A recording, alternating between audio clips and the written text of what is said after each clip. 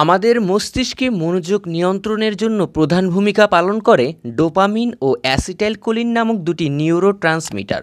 বৈজ্ঞানিক গবেষণায় দেখা গেছে প্রতিদিন 7 থেকে 8 ঘন্টা ঘুম মস্তিষ্ককে বিশ্রাম দেয় এবং মনোযোগ বৃদ্ধিতে সহায়তা করে।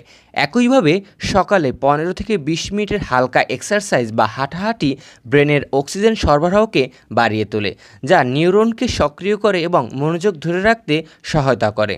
পোমোডোরো টেকনিক নামে একটি প্রমাণিত কৌশল আছে, যেখানে 25 মিনিট কাজ এবং 5 মিনিটের বিরতির মাধ্যমে ফোকাস উন্নত করা যায়। এছাড়া ওমেগা 3 ফ্যাটি অ্যাসিড যেমন সামুদ্রিক মাছ ও বাদামে পাওয়া যায়। এগুলো স্মৃতিশক্তি ও মনোযোগ বৃদ্ধিতে ভূমিকা রাখে বলে বিজ্ঞান প্রমাণ পেয়েছে। ধ্যান বা মেডিটেশন দৈনিক মাত্র 10 মিনিট করলেই অ্যামিগোডালা ও প্রিফ্রন্টাল কর্টেক্সের সংযোগ শক্তিশালী হয়, যা মনোযোগ ও আত্মনিয়ন্ত্রণ বৃদ্ধি করে। ক্যাফিনযুক্ত চা যেমন গ্রিন টি বা সামান্য কফি নির্দিষ্ট পরিমাণ গ্রহণ করলে তা স্নায়ু উদ্দীপ্ত করে এবং মনোযোগ বাড়াতে সাহায্য করে।